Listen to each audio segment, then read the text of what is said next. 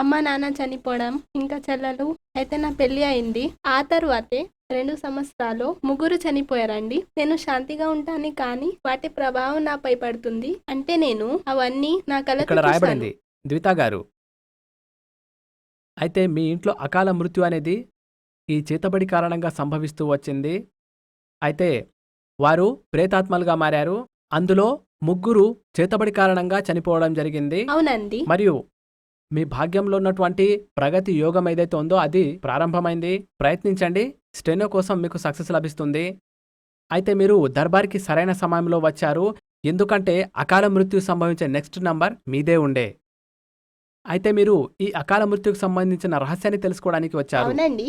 ఎవరో ఉజ్జయిన్లో ఉన్న ఔగడ్ మాంత్రికుడి చేత ఈ మారణ ప్రక్రియ అనేది చేయించడం జరిగింది. మీ ఆర్థిక పరిస్థితులు కూడా మెరుగుపడతాయి. ఇక ముందు జీవితం సుఖాంతంగా ఉంటుంది.